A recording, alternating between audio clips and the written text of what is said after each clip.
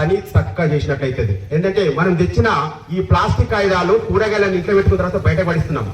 అది ప్రతి ఇప్పుడు నడుస్తున్న జనరేషన్ మొత్తం మనం అన్నం తింటే వడ్డీ ఎట్లా వస్తున్నాయి, దానికి యూరియా, డిఏపి, పొటాషు అన్ని మందులు ఎత్తే బియ్యం తయారవుతుంది.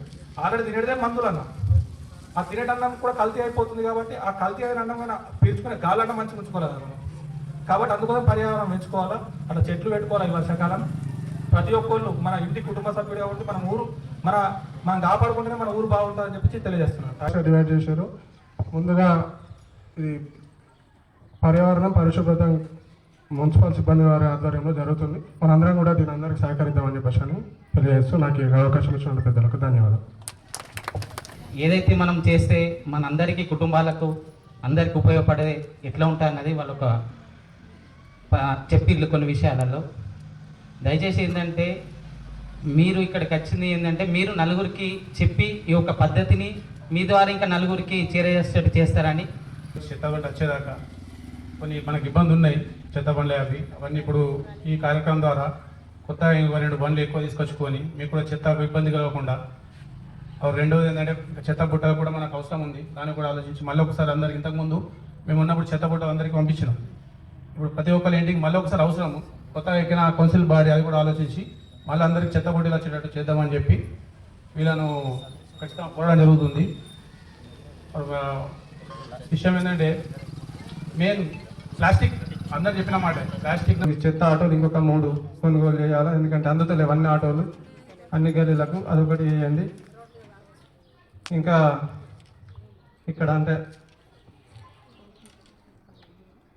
మీరందరూ అధికార పార్టీకి సంబంధించిన వాళ్ళు ఉన్నారు కాబట్టి నా వార్డులో దగ్గర ఒక 25 మంది చాలా గరీబ్ వాళ్ళు ఉన్నారు. వాళ్ళకి ఇండ్లు లేవు సార్. ఖచ్చితంగా ఆ 25 మందికి నేను లిస్ట్ ఇస్తాను. మీరు కూడా పోయి ఎంక్వైరీ చేయరు. అలాగే కంపల్సరీ వాళ్ళకి ఇండ్లు శాంక్షన్ చెప్పి 99 రోజుల ప్రణాళికలో. అట్లనే ఇక సరే పెన్షన్ ఉన్నది కానీ అది గవర్నమెంట్ ఎప్పుడు వస్తే అప్పుడు ఆ పెన్షన్లు కూడా రాని వాళ్ళు ఉన్నారు. అలాగే ప్రణాళిక విషయంలో సార్ ఎంఆర్ఓ గారికి, చైర్పర్సన్ సోదరిమణి నాగమణి గారికి, వైస్ చైర్మన్ తోటి నా సంస్థలకి నా యొక్క ధన్యవాదాలు. అమ్మలు చెప్పి ఇంతకుముందు కోతులు అని చెప్పి చాలా సమస్యలు ఉన్నాయి. కోతుల మీద కూడా మేము దృష్టి పెట్టినాం. ఏది ఏమైనా సరే మంచి పనే చేస్తాం, మీకు మంచి పరిపాలన అందిస్తాం. ఇది మా ప్రణాళిక, మా టీం కూడా బాగానే ఉంది. Thank you so much.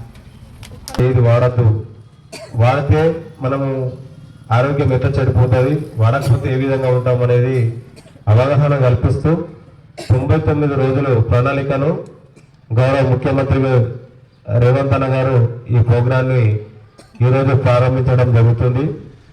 కాబట్టి ఈ 99 రోజుల్లో మీ వార్డుల్లో రోజు సంబంధిత డిపార్ట్మెంట్ అంటే అన్ని డిపార్ట్మెంట్లు, municipal department, sanitation, electricity department, current సమస్యలు ఏమైనా ఉంటే, హెల్త్ డిపార్ట్మెంటు మీకు ఏమైనా హెల్త్ ఇష్యూస్ ఉంటే, రెవెన్యూ డిపార్ట్మెంటు మీకు ఏమైనా ల్యాండ్ సమస్యలు కానీ అట్లాంటివి ఏమైనా ఉంటే, ఆర్డబ్ల్యూసీ డిపార్ట్మెంటు మీకు వాటర్ సమస్యలు ఉంటే, ప్రతి డిపార్ట్మెంటు మీ సమస్యలను తెలుసుకుంటూ పరిష్కరించే దిశగా కార్యక్రమాలు చేపడతారు. కాబట్టి మీరు కూడా అందరూ సహకరించాలా. సహకరించి ఈ 99 రోజుల ప్రణాళికను మనం అందరం సక్సెస్ చేసుకుందాం.